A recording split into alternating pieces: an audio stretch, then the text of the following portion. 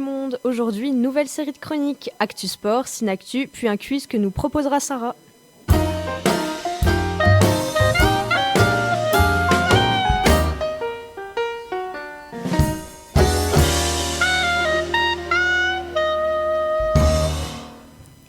Hello à tous. Aujourd'hui avec Sarah, on va vous parler de sport. Tout d'abord, le handball. L'équipe de France, ancienne championne, a été éliminée dès le tour préliminaire lors de la 14e édition du championnat d'Europe en perdant contre la Norvège et le Portugal ce dimanche 12 janvier. Après une claque par le Portugal, les Bleus ont tenté de sauver leur saison, mais nos joueurs n'ont plus leurs auréoles d'antan en perdant 26-28.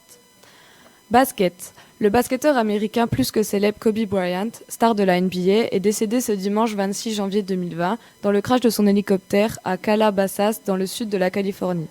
Le gouverneur a même réagi en communiquant, je cite, « Nous pleurons la mort tragique et prématurée d'une icône californienne et d'une légende du basketball, Kobe Bryant. » Ce dernier, à l'âge de 41 ans, avait évolué pendant 20 ans au sein de la NBA.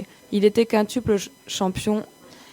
Il était père de 4 enfants et était à bord de son hélicoptère privé rempli de 4 personnes. Lui, une joueuse de son équipe, le conducteur et sa fille Gianna. Âgée de 13 ans, la jeune fille était considérée comme prometteuse dans le milieu du basket. Que de mauvaises nouvelles. Est-ce que de bonnes arrivent ? Non, malheureusement. Le monde du patinage est lui aussi touché par de mauvaises nouvelles.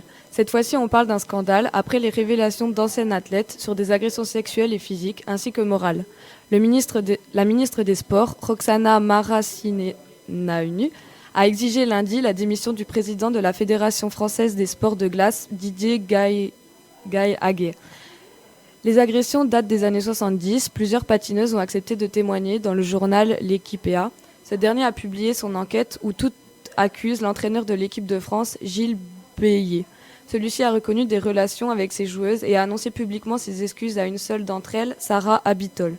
Il présentera sa démission mercredi et sera écouté devant les tribunaux et sera probablement condamné à de la prison.